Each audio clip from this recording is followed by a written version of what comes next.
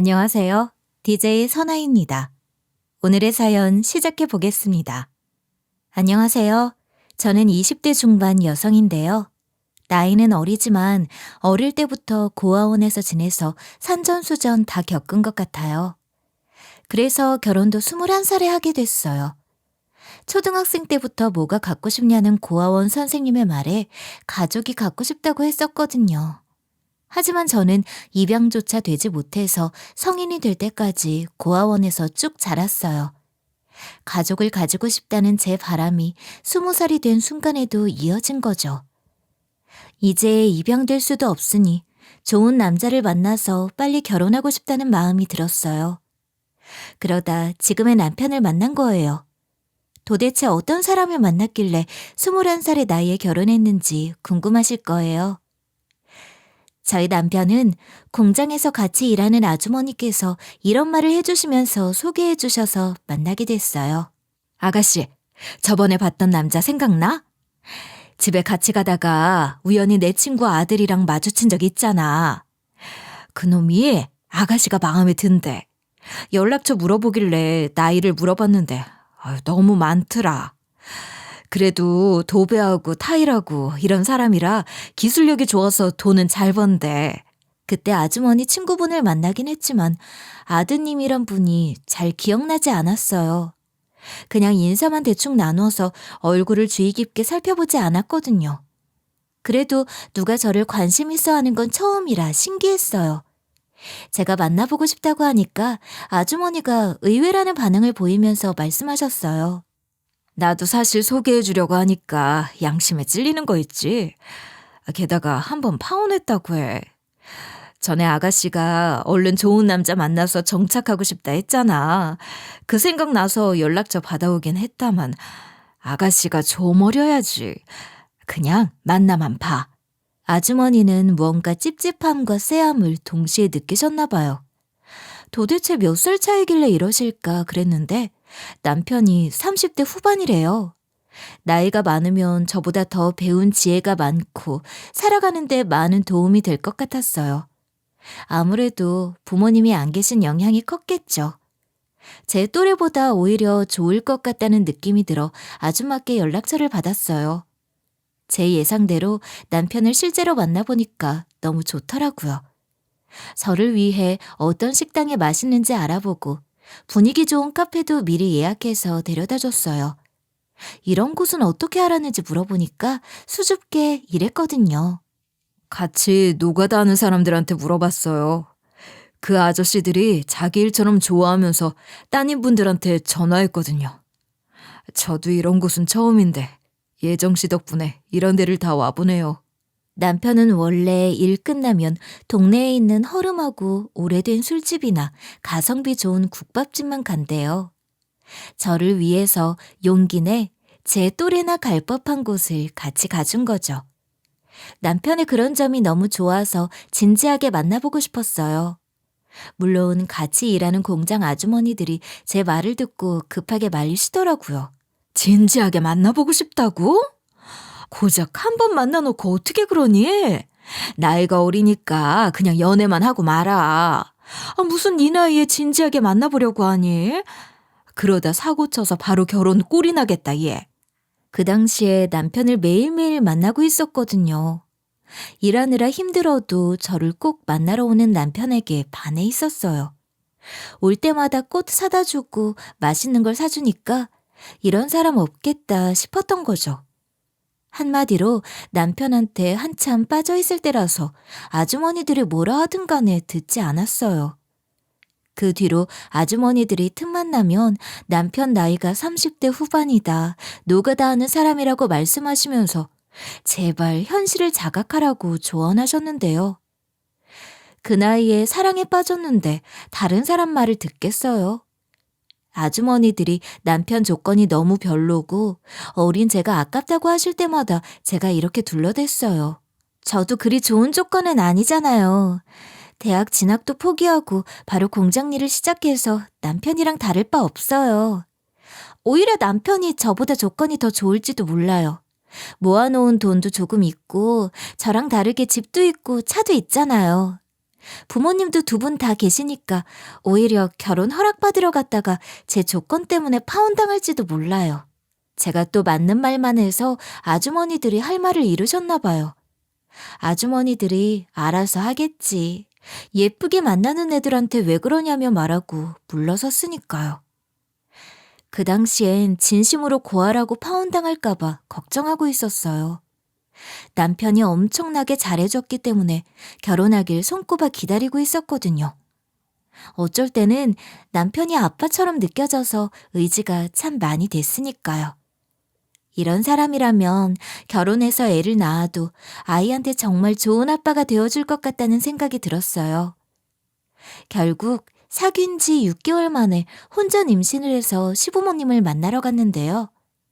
시어머니께서 절 보자마자 너무 좋아하셨어요. 아이고, 우리 예쁘나. 어디 갔다가 이제 왔니? 아들이 험한 일 하느라 저렇게 생겼어도 엄청 다정하다. 네가 남자를 아주 잘 골랐어. 아무리 만나봐도 우리 아들만한 사람 없을 거야. 어머님이 이렇게 반겨주시면서 혼인신고부터 올리자고 하셨어요. 그리고 제가 결혼식 이야기를 꺼내니 시어머니께서 이러시더라고요. 너도 나이가 어려서 모아놓은 돈도 없을 테고 애도 생겼으니까 결혼식은 천천히 올리게. 배 불러가고 있는데 무리하게 식 올릴 필요는 없잖니. 어머님은 제 나이가 어리니 식을 언제 올려도 예쁘고 아름다울 거라고 해주셨어요. 그동안 시댁에서도 돈을 모아놓을 테니 저도 저축해놓고 있으라고 했는데요. 시아버지께서는 바로 식 못 올려줘서 미안하다. 우리 아들이 평생 혼자 지낼 줄 알았는데 갑자기 여자를 데려와서 놀랐다고 하시더라고요. 이런 시부모님을 보니 돈이 부족해 결혼식을 미루게 됐어도 좋았어요. 결혼식은 어머님 말씀대로 아이 낳고 여유 있을 때 하면 되니까요.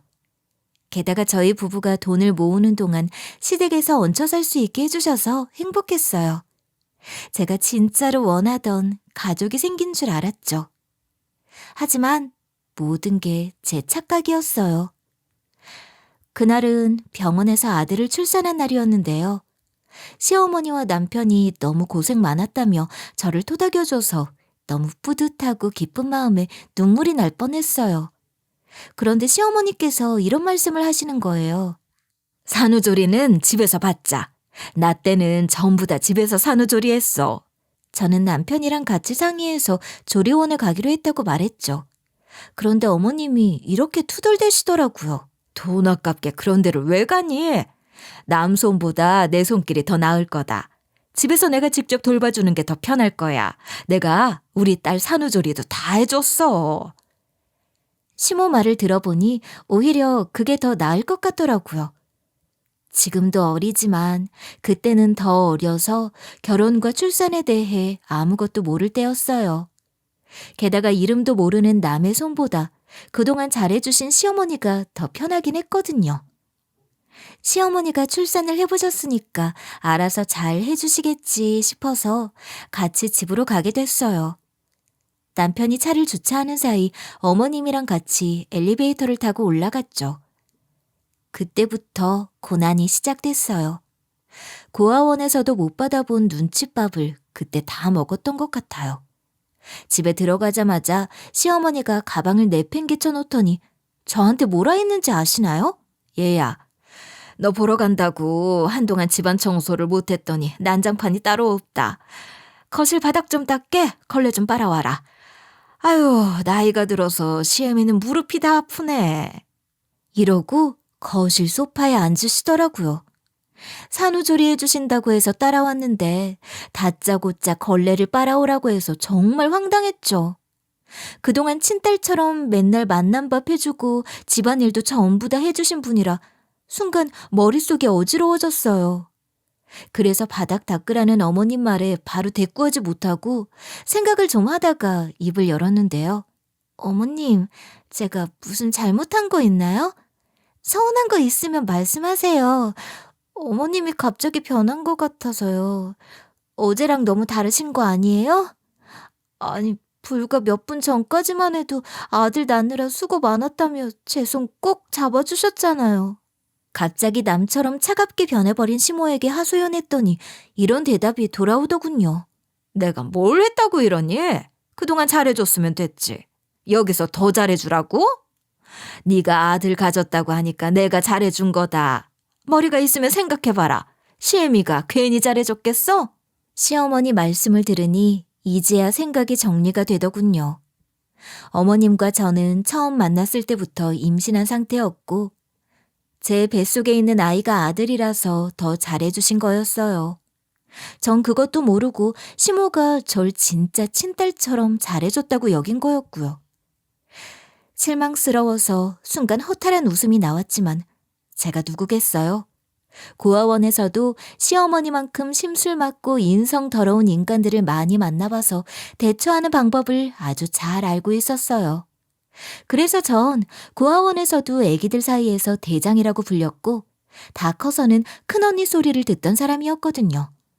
저도 만만한 사람은 아니라 어머님께 이렇게 말해버렸어요. 제가 아들을 가져서 잘해주신 거였어요? 전 어머님이 친엄마 같아서 많이 의지하고 있었는데 정말 실망스럽네요. 물론 어머님께서 그동안 고생하셨으니까 저한테 다 맡기고 싶은 거 이해해요. 그런데 어머님이 하시는 말씀도 그렇고 행동도 그렇고 저를 꼭 애 낳는 기계 취급하시는 것 같네요. 출산했으니까 인간 취급도 안 해주시는 건가요? 제가 조목조목 하나씩 따지기 시작하니까 시어머니가 흠칫 놀라더라고요. 늘 순하고 웃고 애교 부리던 제 모습만 보다가 정색한 표정을 보니 그럴 수밖에요. 절 만만하게 봤던 어머님이 한 발 물러서더니 횡설수설거리기 시작했어요. 아유, 내가 언제 애 낳는 기계 취급했고 인간 취급도 안 했니?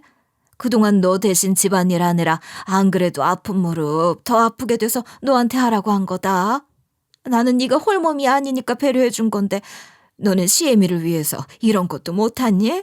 시모가 명령조로 말하던 태도를 버리고 아픈 척 연기를 하면서 말했는데요. 저도 지지 않고 똑같이 아픈 척하면서 얘기했어요. 저도 출산하고 와서 힘들고 아픈데 태어나자마자 너무하신 거 아니에요?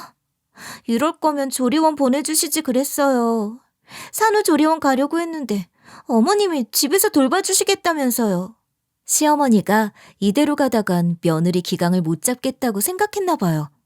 갑자기 태도를 확 바꾸더니 목소리를 높여 제 말에 맞받아치기 시작했어요. 뭐? 이게 하는 짓 좀 봐라. 내가 아주 기가 막힌 태몽을 꿔서 아들 가진 것 같길래 좀 잘해줬더니 시애미가 우스운 줄 아네. 이거 사. 정신 차려. 이게 부모가 없어서 지 분수를 모르나. 어쩐지 저만 보면 아들 타령하더니 자식도 낳았고 혼인신고도 했겠다. 시어머니가 다 잡은 물고기라고 생각했는지 절 본격적으로 부려먹으려고 했어요. 때마침 남편이 들어왔길래 바로 소리쳤죠. 오빠, 어머님이 집에서 산후조리 해주겠다고 해서 왔는데 나한테 갑자기 집안일을 시키네? 어머님이 나한테 기분 나쁜 일이 있었나? 갑자기 왜 이러시지? 원래 이런 분 아니셨잖아. 오빠가 가운데에서 조율을 좀 해봐. 남편한테 가만히 있지만 말라며 얼른 얘기해보라고 옷자락을 끌어당겼어요. 제 예상대로 남편이 머뭇거리면서 제 눈치를 보더니 시어머니한테 이러는 거예요. 이제 출산한 사람한테 너무 그러지 마요. 집안일 가르치더라도 나중에 하셔야죠. 지금 하면 어떡해. 전 바로 남편 팔에 팔짱을 끼며 시모한테 이리 말해줬죠. 남편 말이 맞아요, 어머님. 저 얼른 건강 회복해서 어머님한테 집안일 배울게요. 지금 탈 없이 회복해야 나중에 어머님이랑 같이 집안일 반반 나눠서 할 수 있잖아요. 이때 시어머니가 남편 앞이라 세게 나오지 못하는 거예요. 지금 집안일 하라고도 말 못하고 집안일은 며느리가 다 해야 된다는 말을 하려다가 이런 소리를 해대더라고요. 아니, 공장도 그만둔 애가 뭐가 힘들다고 지금 못 배운다는 거니? 나 참 어이가 없어서. 계속 궁시렁거리길래 제가 어머님 손을 잡아다가 걸레가 있는 쪽으로 끌어당겼어요. 그리고 애교를 부리면서 이야기했죠. 그럼 어머님이 먼저 시범 보여주세요. 제가 눈으로 기억해뒀다가 나중에 할게요. 걸레는 어떻게 해야 깨끗하게 잘 빨 수 있어요? 시어머니가 제 말을 듣고 열이 받았는지 저를 확 밀어내면서 소리쳤어요. 어쭈, 얘 좀 봐라. 지가 집안일 하기 싫다고 시애미 시키는 거 보소. 아들아, 얘 하는 꼴 봤지? 내가 그동안 먹여주고 재워준 것도 모르고 나이가 어린 것이 아주 영악하게 군다. 우리가 아주 도둑놈을 집안에 들였어. 남편도 보고 있겠다. 그 소리를 듣자마자 눈물을 흘리는 척했죠. 남편 품에 안겨서 어머님이 무섭다. 갑자기 왜 저러시는지 모르겠다고 굴었는데요. 저랑 시모 사이에서 갈팡질팡하던 남편도 이건 아니라고 생각했는지 언성을 높였어요. 엄마, 그니까 나중에 시키라고 했잖아. 왜 애를 울리고 그래? 우리 와이프 출산하고 와서 몸도 안 좋은데. 어휴, 참, 여보. 엄마가 옛날 사람이라서 그래. 엄마도 어렸을 때 시집살이를 험하게 해와서 이렇게 해야 한다고 생각하나 봐. 남편이 저를 토닥여주면서 위로해주길래 현기증이 나는 척했어요. 얼른 안방으로 가서 침대에 누워있고 싶다고 하니까 남편이 절 부축해주더라고요. 남편 부축을 받으며 안방으로 가면서 두 눈 똑바로 뜨고 시모를 쳐다봤어요. 시어머니는 계획대로 안 돼서 열이 받았는지 씩씩대고 있었죠. 전 그런 어머님을 향해 방긋 웃어줬고요. 남편이 절 눕혀놓고 나오니까 시모가 저보고 건방진 것이라며 안방으로 들어오려는 거예요. 남편은 안 된다고 하지 말라고 말리고 있었고요. 시어머니가 그 와중에 제 뇌리에 꽂히는 말을 하기도 했어요. 내가 얘 시몬데 집안일도 못 가르치니? 나 때는 출산하자마자 바로 집안일 배우고 바로 시애미 도왔어. 그 말을 듣고 몇 분 동안 누워서 온갖 생각을 하다가 벌떡 일어났어요. 그리고 나가서 어머님한테 이렇게 말했죠. 어머님, 그러면 집안일 알려주세요. 아까 걸레 빨아오라고 하셨죠? 걸레 빠는 방법부터 알려주시면 되겠네요. 제가 시모 손을 잡고 베란다까지 가서는 시모 손에 걸레를 쥐어줬어요. 시모가 네가 빨라고 걸레를 내밀길래 일이 맞받아 쳤어요. 저 지금 걸레 빨면 안 되는 손목 상태예요. 이대로 걸레 비틀고 힘주다가 아이도 못 들게 되면 어쩌려고요. 나중에 제가 다 할 테니 지금은 어머님이 시범 보여주세요. 시어머니가 제 기세에 마지못해 물을 틀어 걸레를 빨더라고요. 그러다 나중에 민망해졌는지 가르쳐달라는 척 별걸 다 시킨다라고 소리쳤지만 전 웃으면서 넘어가 버렸어요. 이때 어머님 표정이 정말 수치스러워하는 표정이었어요. 며느리와의 기싸움에서 졌으니 당연히 분했겠죠. 귀하게 자란 딸내미들은 이런 수모를 당하면 어쩔 줄 몰라 했겠지만 전 귀하게 자라지 못했거든요. 예뻐해주고 편들어주는 사람 하나 없이 약육강식의 세계에서 살아남은 사람이었어요. 보통 집안 사람들과 차원이 다른 정신력과 말빨을 가지고 있는 셈이죠. 그래서 시집살이 시키려고 해도 어차피 시어머니는 제 손바닥 아니라고 생각했어요. 절대 기죽지 않고 시어머니랑 기싸움을 한참 이어가고 있었는데요. 그 후에도 어머님이 지치지 않고 제 길을 꺾으려고 하셨어요. 갑자기 저를 불러서 화분을 가리키면서 이리 말하더라고요. 예, 와서 화분 분갈이 좀 해봐라. 더 큰 화분으로 옮겨야 잘 자랄 것 같으니까 지금 당장 해보라니까. 뭐 아직까지 산후조리다 뭐다 핑계댈 건 아니지? 그래서 제가 손목에 붙어있는 파스를 보여주며 말했어요. 어머님, 저 출산 후유증으로 손목이 너무 아파요. 전에도 말씀드렸는데 또 힘든 일 시키시면 어떡해요. 그런 건 남편 시키셔야죠. 이 소리를 하면서 안방에 있던 남편을 불렀어요.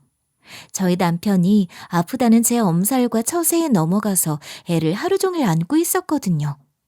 그러니까 시모가 눈깔이 확 뒤집히려고 하더군요.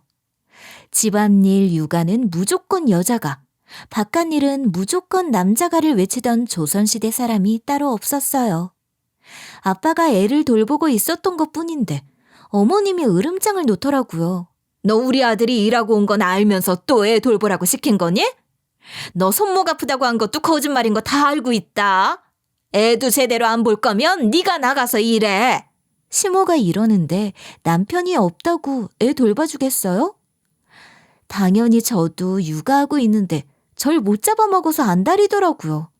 틈만 나면 집안을 발칵 뒤집어 대청소시키며 우위에 서려는 게 다 보여서 제가 이런 말을 해버렸어요. 저도 오늘 아픈데 어머님한테 청소하고 빨래 배웠잖아요. 요리도 배우고 공부했는데 어머님은 왜 자꾸 그러세요? 제가 그리 미우세요? 사실 전 그동안 육아만 하고 있었지 청소, 빨래, 요리 모두 시어머니한테 시키고 있었거든요. 시모한테 베란다에서 걸레 빨게 한 거 기억하시죠? 가르쳐달라는 핑계로 그때처럼 부려먹었던 건데 어머님이 제 말을 듣고 길길이 날뛰더군요. 남편이 그 모습을 보고 시모한테 일이 궁시렁댔고요. 엄마, 우리 와이프한테 뭐라 하지만 말고 좀 도와줘. 전에는 잘 도와줬으면서 갑자기 왜 그래? 그런 식으로 시집살이 시키면 부부 사이 안 좋아져. 늘 남편이 제 편을 들어줬는데도 시어머니는 물러서지 않았어요. 이번에도 시모가 남편 말을 듣고 열이 받았는지 바로 손가락질을 하며 소리쳤죠. 너 어린 것이랑 결혼하더니 왜 이렇게 변했니? 예전에는 엄마 말만 듣고 엄마 말만 따르더니 여우 같은 계집애한테 홀라당 넘어가서는 얘도 너무 믿지 마라. 예전에 만나던 안나 그것처럼 바람 필지도 몰라. 어머님이 안나라는 여자 이야기를 꺼낸 순간 남편이 바로 돌변했어요. 아내 앞에서 그 얘기는 왜 하냐며 이렇게 말하더라고요. 엄마 요즘 딸은 왜 그래? 예전에 파오는 사람인데 아내가 들으면 오해하잖아. 엄마 때문에 부부싸움도 많아진 거 알아? 엄마가 이런 식으로 하면 우리 나가서 알아서 살 거야. 단칸방에서 살든 고시원에서 살든 여기서 나갈 거라고. 남편도 시모 편을 안 들어주지. 시모가 뜻대로 안 돼서 분했나 봐요. 귀한 아들이 와이프 편을 들며 시어머니와 등을 지려고 하니까 얼굴이 빨개지다 못해 부들부들 떨더라고요. 이젠 저한테 손도 댈까봐 막장으로 갈 걸 마음먹고 있었는데 이날 저한테 아무 짓도 하지 못했어요. 한참 동안 눈시울을 붉히곤 집을 나가버렸는데요. 물론 죄책감 따위는 느껴지지 않았어요. 이게 제가 잘못한 건가요? 며느리 노예 취급할 줄만 알고 사람 다룰 줄 모르는 시어머니 죄죠. 이렇게 실컷 나쁜 어머님을 농락해 먹고 살고 있는데 기분이 더러워지는 대화를 듣게 됐어요. 어느 날 밤 제가 자다 깨서 물을 마시러 갔는데 안방에서 두런두런 이야기 소리가 들리고 있었어요. 문틈으로 슬쩍 보니 남편과 시어머니가 있더군요. 둘이 제 이름을 말하고 있어서 얼른 귀를 기울였더니 시모가 이리 말했어요. 전부터 느낀 건데 걔는 왜 이렇게 하는 짓이 건방지다니? 부모 밑에서 못 배운 애라서 그런가? 틈 만나면 나한테 따박따박 말대꾸하고 아휴 짜증나 죽겠어. 걔는 아들 못 낳았으면 아주 드잡으려고 했다. 그런데 아들 낳아서 내가 봐주는 거야. 남편은 이 말을 듣고도 허허 웃으면서 멋쩍은 표정을 짓는 거예요. 이제야 본색을 드러낸 어머님은 그렇다 쳐도 제 편을 안 들어주는 남편 모습이 실망스러웠어요. 게다가 시어머니는 저 몰래 이런 말까지 하고 있었어요. 내가 걔 기강을 한번 제대로 잡아야겠더라. 넌 괜히 걔한테 휘둘리지 말고 그냥 내 편만 들어. 알겠어? 이때 남편이 어린 나이에 시집 온 애한테 어떻게 그러냐. 그러다 도망간다고 웅얼거리니 시모가 버럭 소리를 질렀어요. 야, 나이 어린 게 대수니? 걔가 집을 해줬어. 차를 해줬어. 부모도 없고 돈도 없는데 혼수 하나도 없이 혈혈단신으로 온 것도 봐줬구만. 네가 감히 엄마 편을 안 들어? 걔가 나이 어린 게 뭐가 어때서? 예전에는 더 어린 나이에 시집 가고 그랬어. 걔가 뭐가 예쁘다고 싸고 돌아? 결국 남편이 시어머니 말을 듣고 깨갱하는 거예요. 그 뒤로 어머님이 제게 본보기를 보여주겠다고 하길래 만반의 준비를 했어요. 시모가 무슨 일을 벌이든지 간에 제가 이길 수 있을 거라고 생각했거든요. 끽 해봐야 오늘 일처럼 기싸움하는 거라고 생각했는데요. 그런데 며칠이 지나도 시어머니가 시비를 걸지 않았어요. 임신했을 때처럼 집안일도 자기가 다 하더라고요. 물론 저도 옆에서 돕고 배웠지만 절 갈구는 게 아예 없어지고 말았어요. 그날 밤 들었던 대화가 꿈이었나 싶을 정도로 의아스러웠죠. 그리고 시간이 한참 지난 날이었어요. 남편이 출근하고 평소처럼 애기를 안아든 채 식은 밥에 총각김치를 먹고 있었어요. 잘 차려 먹을 수 있었지만 그러면 또 애가 자지러지게 울었기 때문에 어쩔 수 없었죠. 아들을 달래가며 급하게 밥을 먹는데 쾅 하고 문 열리는 소리가 들리는 거예요. 놀라서 현관문 쪽을 바라보니 남편이 있었어요. 무슨 일이냐고 물어보는데 남편이 씩씩대며 제게 다가오더니 역정을 내기 시작했어요. 당신 나 몰래 바람 폈어? 당신 때문에 내가 이 고생을 하고 있는데 어떻게 나한테 이럴 수 있어? 남편이 앞뒤 설명 없이 이러니까 어이가 없더라고요. 그래서 울고 있는 제 아들을 가리키면서 말했어요. 지금도 우리 아들 울고 있는 거 안 보여? 잠깐만 내려놔도 우는 애를 두고 내가 밖에 나갔다고? 도대체 내가 무슨 바람을 폈다고 이러는 거야? 어디서 무슨 얘기를 듣고 왔는데? 제가 어이없어 하는 이유를 하나씩 짚어주고 있는데 남편이 정신을 못 차리더라고요. 애기 때문에 하루 종일 집에만 있는 거 오빠도 알지 않냐. 몇 번이나 따져봐도 소용없었어요. 그래서 이번엔 제가 먹고 있던 식은 밥과 총각김치를 보여주면서 소리쳤어요. 차라리 진짜로 남자랑 바람나서 호화롭게 살고 있으면 말을 안 해. 육아하면서 난 고작 이런 거 먹고 있었어. 오빠만 보면서 사는 사람한테 너무한 거 아니야? 내가 낳은 자식이지만 너무 예민해서 우울증이 올 정도인데 적어도 와이프한테는 이러지 말자. 의심이 되면 대화를 해야지. 왜 다짜고짜 와서 화를 내냐고. 남편이 제 말은 듣지 않고 자기 손 안에 있는 사진을 떡하니 보여줘서 저도 보고 깜짝 놀라고 말았죠. 숙박업소로 들어가는 여자랑 남자 모습이 찍혀 있었는데 아무리 봐도 여자 얼굴이 저인 거예요. 그래서 제가 한숨을 쉬면서 설명해 줬는데요. 오빠도 우리 아들 하루 종일 안아봐줘서 잘 알고 있잖아. 어머님도 매일 나가서 안 돌아오시는데 내가 이 집에서 나가서 바람을 피웠다고? 말이 된다고 생각해? 이거 아무리 봐도 합성된 사진 아니야? 그게 아니라면 닮은 여자 같은데 그런 의심은 안 해봤어? 이런 식으로 이거 나 아니다. 그렇게 의심되면 여기 시댁 빌라 CCTV를 확인해보자고 말했어요. 그런데 남편이 이미 CCTV를 확인해봤다는 거예요. 불행히도 CCTV 달 돈이 아까웠던 시댁 빌라 주인이 모형을 달아놨대요. 남편이 그러면서 이런 말까지 해줬어요. 사실 당신 만나기 전에 결혼하려던 여자가 있었거든. 그런데 그 여자가 바람 펴서 파혼했어. 결혼하려던 여자가 당신같이 바람 펴서 파혼했다고. 난 당신 위해서 뼈 빠지게 돈 벌고 있는데 어떻게 이럴 수 있어? 당신도 그 여자랑 똑같아. 나 속인 것도 모자라 끝까지 거짓말하고. 갑작스럽게 과거 고백을 하면서 울길래 과거는 과거다. 왜 제 말은 안 믿어주냐고 따졌어요.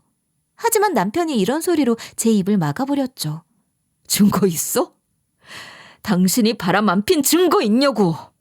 그런데 내가 당신을 의심하는 증거가 확실히 있어. 우리 엄마가 직접 찍은 이 사진까지 보여주는데 왜 자꾸 거짓말하는데? 남편은 역시 3년도 안 산 저보다 간악하고 악독한 시어머니를 믿었던 거예요. 솔직히 남편 입장에서 생각해도 제가 의심될 수밖에 없는 상황이긴 했어요. 그 합성 사진은 너무 자연스러워서 누가 봐도 제가 외간 남자랑 숙박업소에 들어가고 있는 모습이었거든요. 하지만 남편이 제 말을 들어주지도 않고 시어머니 말만 믿고 이러는 게 배신감 느껴져서 고함을 질러댔어요. 내가 아니라잖아. 이거 합성사진 같다고 하는데 왜 자꾸 의심해? 지금 시어머니 말만 듣고 이러는 거야? 이럴 거면 시어머니랑 결혼하지. 나랑 왜 결혼했어? 그런데 남편이 제 머리 위로 사진을 우수수 뿌리는 거예요. 어떤 사진은 술집, 어떤 사진은 카페, 어떤 사진은 놀이공원에서 찍은 사진들이었어요. 집에서 꼼짝도 안 했기에 저만 합성 사진이라는 걸 눈치챘지만 남편은 절 의심하는 눈빛으로 떠보더라고요. 그동안 내가 땀 흘리고 다쳐가면서 돈 버는 동안 이러고 있었어? 다른 남자들 만나고 있었냐고? 우리 엄마가 그러더라. 어린애가 뭐하러 38살 먹은 놈한테 시집 오겠냐고. 나 부려먹으려고 시집 온 거래. 힘들게 일도 안 하고 남편이 벌어오는 돈 받아먹고 살려고. 남편이 이제 저한테 완전히 돌아선 것 같아서 악에 받쳐서 소리치고 말았어요. 어머님 오시면 물어보자. 어머님도 내가 하루 종일 애 보고 있는 거 뻔히 아시는데 왜 이런 거짓말을 하시냐고. 바로 그때 시모가 와서 제가 바로 반박을 해대기 시작했어요. 어머님, 이 사진 좀 보세요. 이거 어머님께서 찍으셨다면서요? 이거 어떻게 된 일이에요? 제가 하루 종일 집에만 있는 거 다 알지 않으세요? 오히려 어머님이 맨날 나가시지 않아요? 제가 이렇게 물었는데 시모가 갑자기 훌쩍이는 거예요.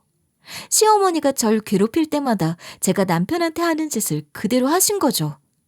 어머님이 울면서 뭐라 하신 줄 아시나요? 얘가 도대체 무슨 말을 하는 거니? 네가 애 맡기고 항상 나갔잖아. 내가 우리 손주 돌보느라 얼마나 힘들었는데 맨날 내 아들 앞에서 거짓말이나 하고. 남편이 제 눈물에 속아 넘어간 것처럼 시모 눈물에도 속아 넘어가는데 어찌나 열이 받던지. 이대로 있으면 안 될 것 같아서 목소리를 높이고 말았어요. 어머님이 언제 그러셨어요? 맨날 나가시는 분은 어머님이시면서 왜 거짓말하세요? 오빠도 내 말 못 믿겠으면 업체 통해서 합성사진인지 아닌지 알아보자. 하지만 남편이 제 제안을 받아주지 않았어요. 귀를 닫아버리곤 시어머니를 달래면서 꼭 껴안아주는 거 있죠? 그리고 제게 이런 말을 해댔어요. 나랑 파혼했던 안나도 나한테 그런 식으로 말하더라. 그렇게 의심되면 경찰에 신고하든 사람을 붙이든 알아서 하래. 자기는 결백하다고. 전에 만났던 여자가 바람펴서 파혼했었던 트라우마가 큰 것 같았어요. 남편이 저를 끝까지 의심하면서 나가라고 하길래 제가 윽박질렀죠. 나는 못 나가. 나 이렇게 억울하게 못 나가. 법정 다툼하더라도 억울한 거 다 따질 거야. 그런데 남편이 일이 대꾸하는 거예요. 네가 법정 싸움할 돈은 있냐? 법정 싸움을 하든 말든 상관없으니까 여긴 내 집이니까 나가. 우리 아들 두고 나가라고!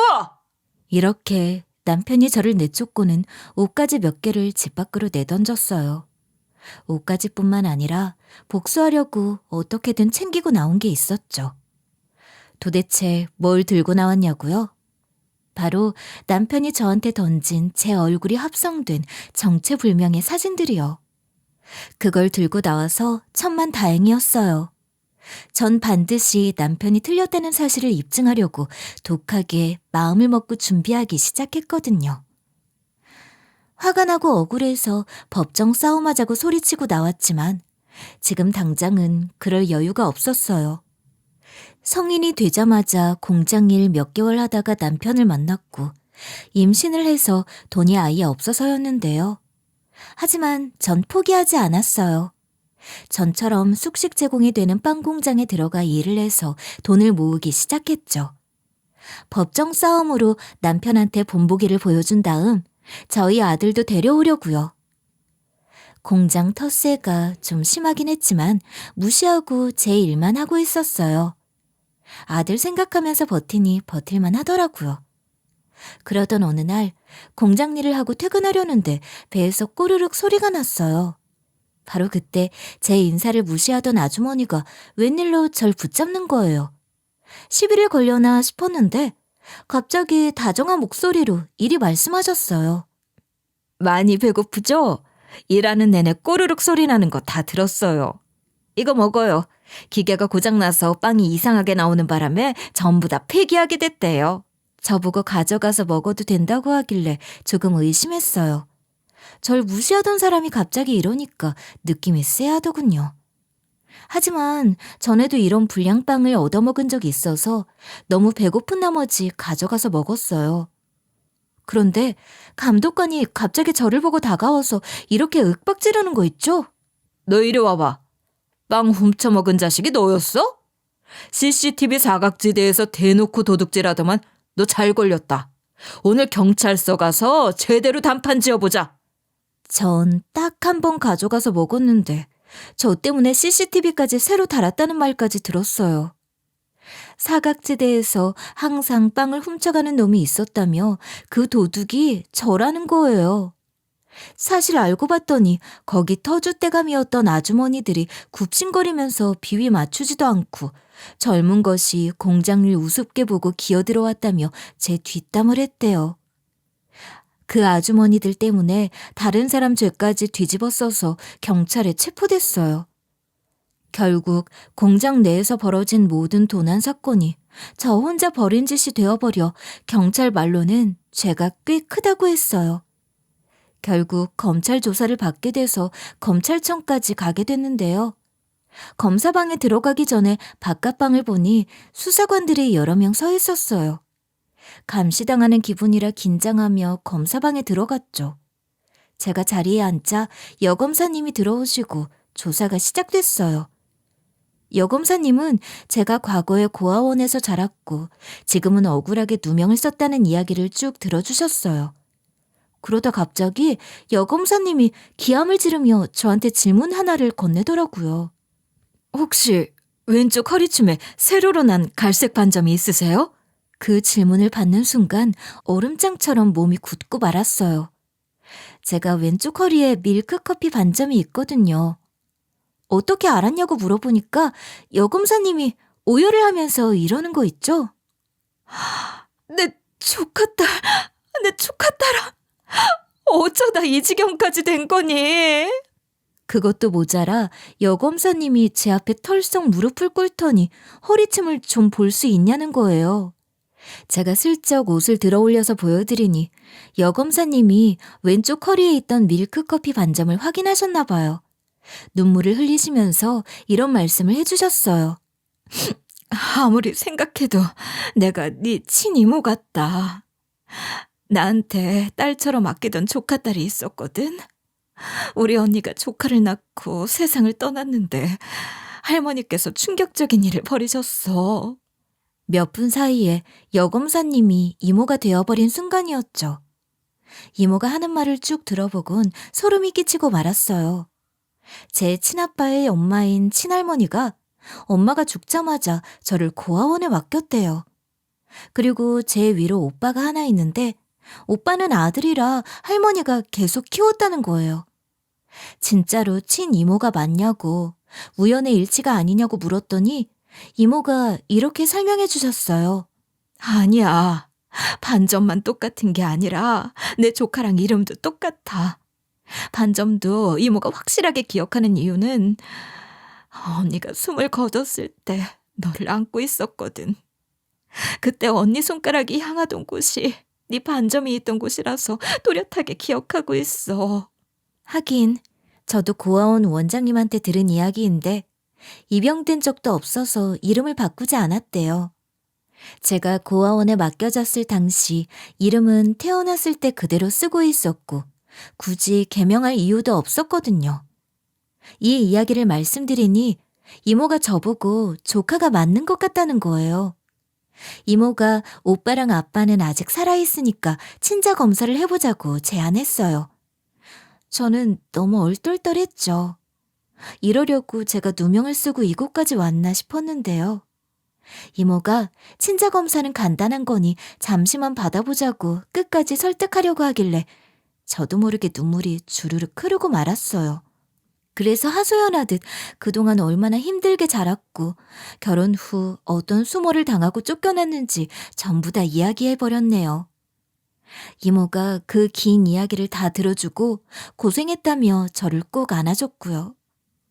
그리고 조사실 밖으로 나와보니 수사관뿐만 아니라 경찰청 전 직원이 우리 검사실을 들여다보고 있었어요.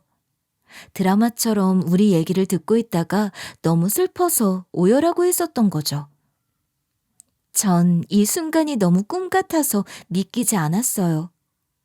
꿈이라면 깨지 않길 바랐는데 다행히 꿈이 아니었네요. 이모 집에서 지내면서 친자 검사를 진행해보게 됐거든요. 이모 말대로 친자 검사는 생각보다 간단했어요.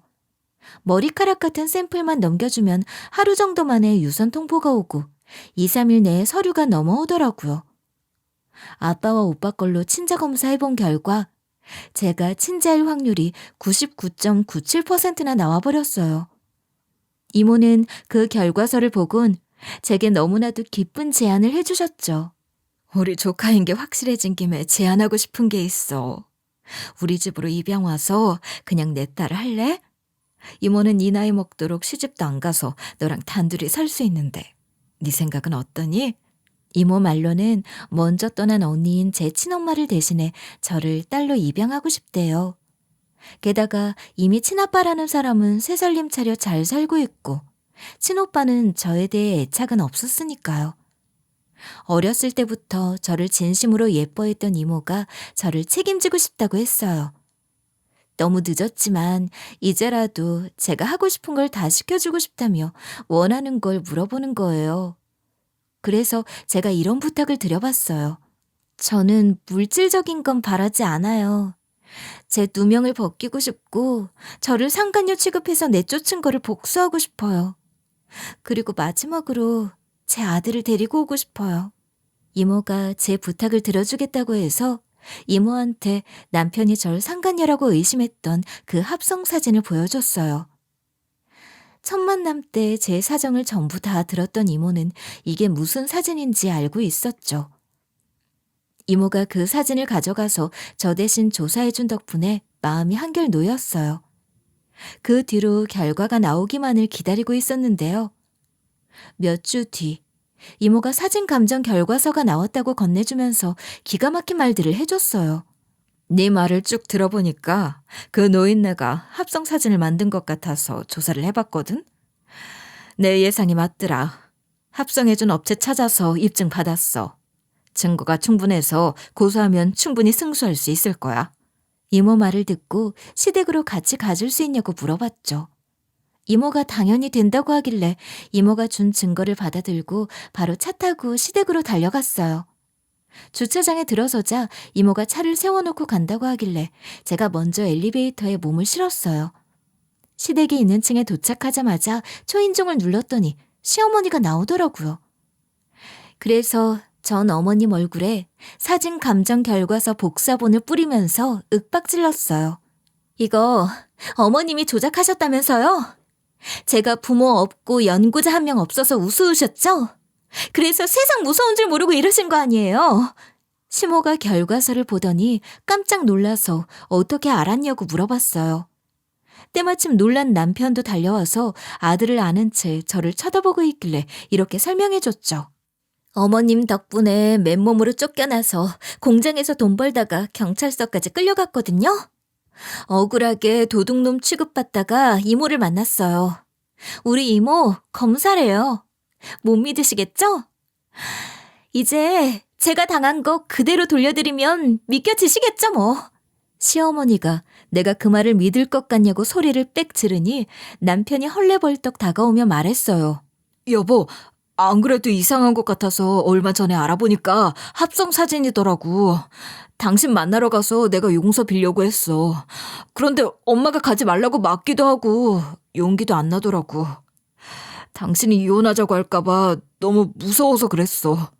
내가 잘못했으니까 이렇게 무릎 꿇고 빌게. 우리 아들을 봐서라도 한 번만 봐주라. 어?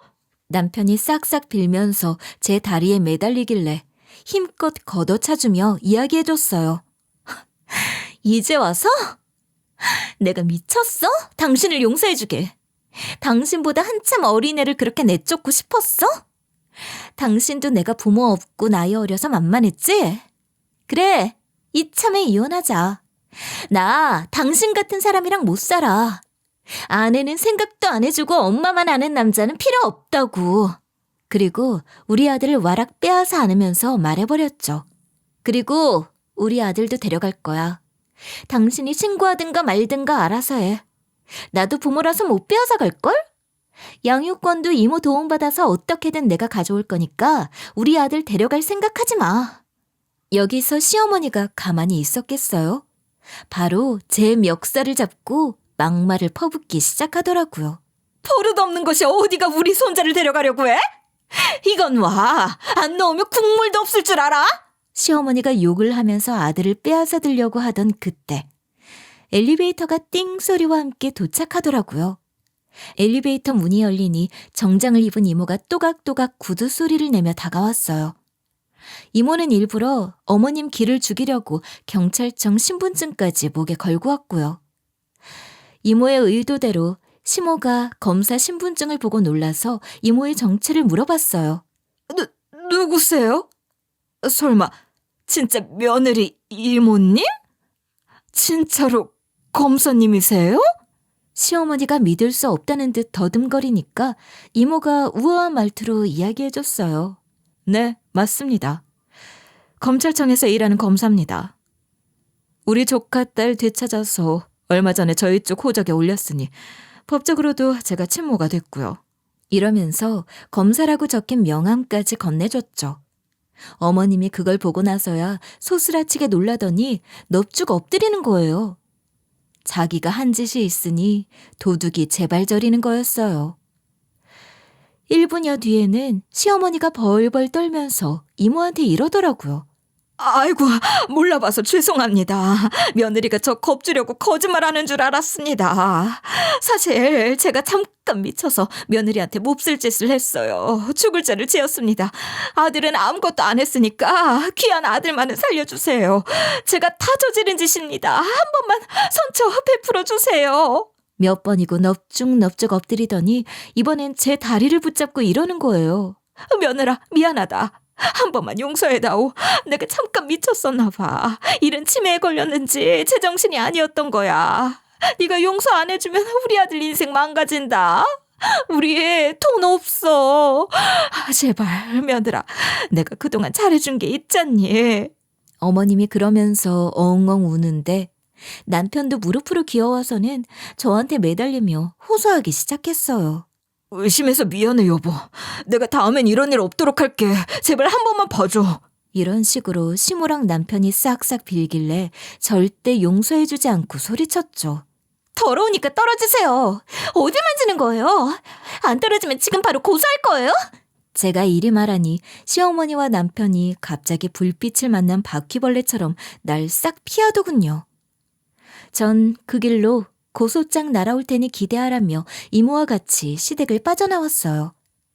진짜로 전 남편에게 이혼 소송을 걸었고 시모한테는 모욕죄와 증거 위조로 인한 명예훼손죄까지 모조리 소송 걸어버렸어요.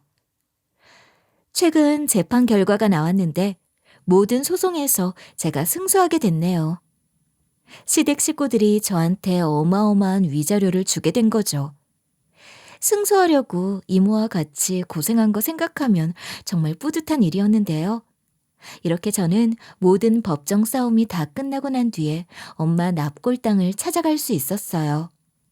엄마 납골당만 봤는데 어찌나 눈물이 나던지. 엄마에 대한 그리움과 이제야 제자리를 찾은 기분이 들었어요. 사진 속 엄마가 우는 저를 보고 미안해하는 것 같았지만 덕분에 강하게 자랄 수 있게 돼서 다행이라고 말해줬어요. 젊은 나이에 웬만한 일은 다 겪어서 뭐든지 해낼 수 있을 것 같았기 때문인데요. 그래서 또래보다 늦은 나이에 입시 준비도 하게 됐어요. 이모, 아니, 이젠 엄마죠. 엄마의 권유대로 학원을 다니며 1년 만에 좋은 대학에도 들어가게 됐어요. 이게 다 엄마가 아들을 돌봐줄 사람을 따로 구해주고 돈도 주며 적극적으로 지원해준 덕분이죠. 지금 생각해보니 공장 일도 그렇고 시집살이도 그렇고 어떻게 그 힘든 걸 견뎠나 몰라요. 여러분도 지금 삶이 아무리 힘들어도 포기하지 말고 제 사연을 떠올려주세요. 가족도 집도 차도 돈도 없는 제가 한 번의 결혼 생활을 실패하고 이렇게 정착하게 됐잖아요. 여러분도 곧 저처럼 되실 수 있을 거예요. 그러니 아무것도 없는 거친 흙에 식물이 강하게 자랄 수 있는 거름을 뿌리는 거라고 생각하면서 사셨으면 좋겠네요. 여기까지 제 사연 들어주셔서 감사하고요. 여러분 앞에 좋은 일만 가득하시길 바랄게요.